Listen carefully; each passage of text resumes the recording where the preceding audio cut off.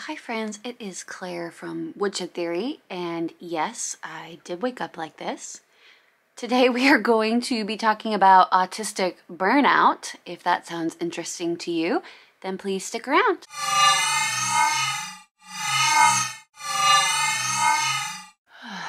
Gosh, I'm so tired. Alright, let's try it again.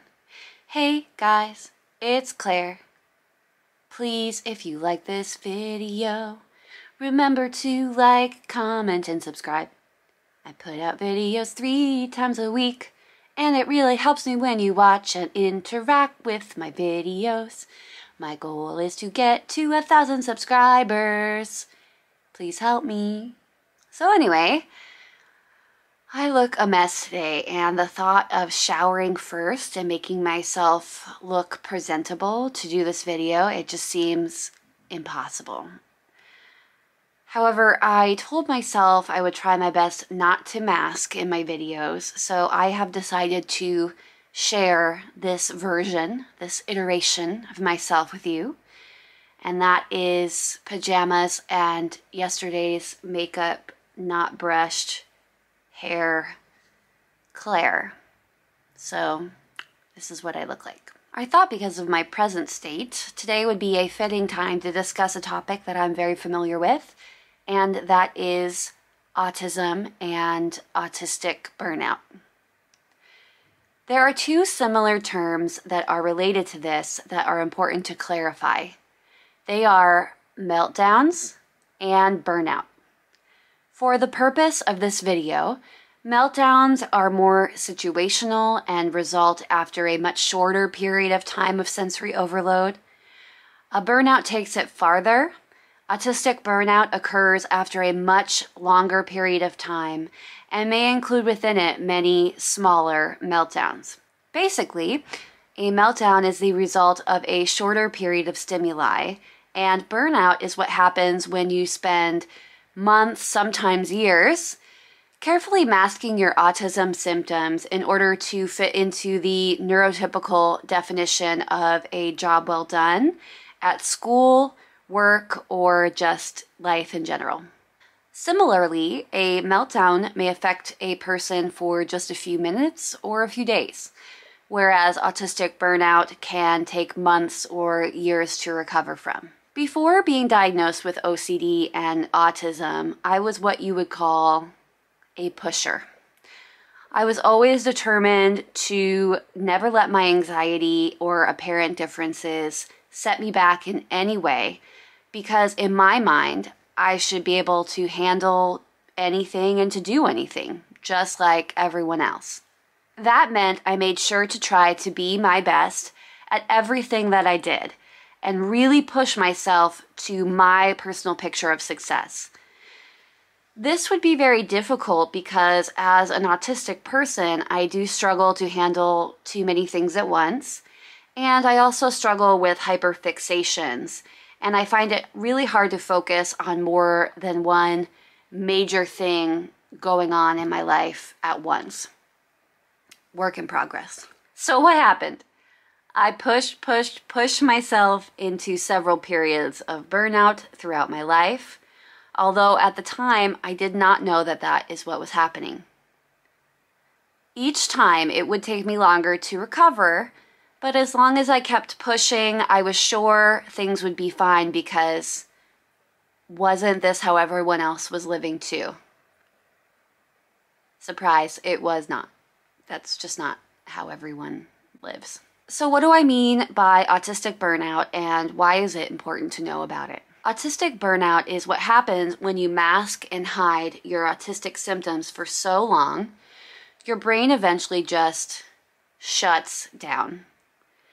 I'm not sure how to put this in a better way, but your brain just says enough is enough, and it will no longer allow you to continue on the track that you were on. This could be for work. It happens a lot with undiagnosed ASD adults. It can also be in higher education. It can be in friendships and relationships where you are constantly masking your true self over long periods of time to make yourself that person's perceived ideal partner, or friend. What can I say? Masking is exhausting and mentally draining for autistic people. It's not healthy and it takes a toll on a person. Obviously, if this happens to you at work, it can be a big problem because, well, you got bills to pay. So in my experience, burnout can look several ways. It can look like a person quitting their job or dropping out of school suddenly with little or no explanation, or staying in the job or in your degree program, but shutting down and becoming almost a zombie about it, just going through the motions. This is usually the waiting it out period and going it through the motions period. It may be followed by people comparing your past performance to your current one, like this wasn't a problem for you before, or what's gotten into you, this wasn't an issue before. To that I would say, oh, nothing's wrong, I'm just over here spiraling. Or perhaps it could be just barely finishing projects or degrees and then never doing anything with them. Or in my case, stopping your further studies into something that might be very interesting to you, and you may have spent years studying because you just had enough. The experience that you are having causes so much stress and de-stress that the easiest thing for your autistic brain to do is just shut it out like it never happened and start something fresh. I wish I could tell you that burnout feels good, or it feels at least like a relief, but that really is not the case. It's paralyzing. It can leave you feeling numb and empty. You may feel unable to continue with other activities that have brought you joy as well. You may have been a burning fire at one point, but that fire is extinguished. The ashes are still there, but there is no burning activity possible. Your brain needs time to regrow some of those trees to start the fire again, and that takes a lot of time. Does that make sense at all? Like a total core meltdown.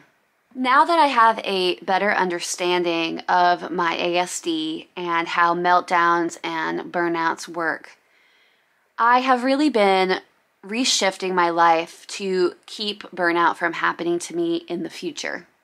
I am glad that I have learned the information about it, because there were so many things in my past that I simply felt I had to let go of for good because I just couldn't handle it anymore.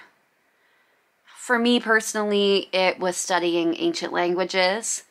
And it's nice to know that I can slowly add that study back into my life in a healthy way, because it did make me happy for many years and is something that I'm generally interested in and miss. But at the time of that burnout, I just couldn't handle it at all anymore. It just needed to be done. How about you? If you are autistic, have you experienced burnout before, and in what capacity? How do you handle burnout now? The amount of tired I am today is perfect for this video. I don't know if it's because I got vaccinated round 1 a few days ago. I'm just exhausted. Been resting like they told me to, but I'm ready to be back to normal. What was I saying? All right, have you experienced burnout, and in what capacity? How do you handle burnout now? How long does it normally take for you to recover from this kind of situation? I personally stopped my ancient language studies 5 or 6 years ago, and I'm just now feeling ready to reevaluate that and see how I want it to be part of my life. I hope I did an all right job explaining this topic, because I really want to be a help and support to my autistic community. Guys, like, it's almost 1 o'clock in the afternoon. I already took a nap this morning, and it took me 2 hours to write this script. what? Anyway, what I was saying is I hope that this can be a help to you.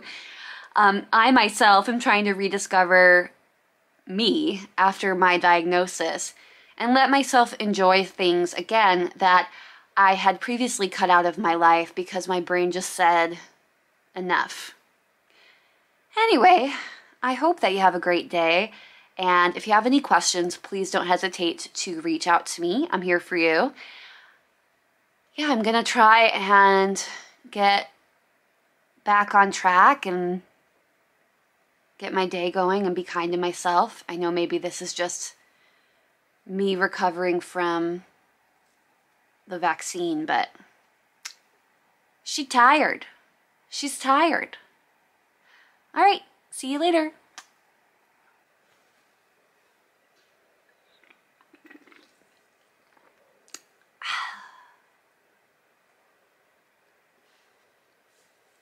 I didn't even brush it for you. This is what girls look like when they don't wash their face before bed.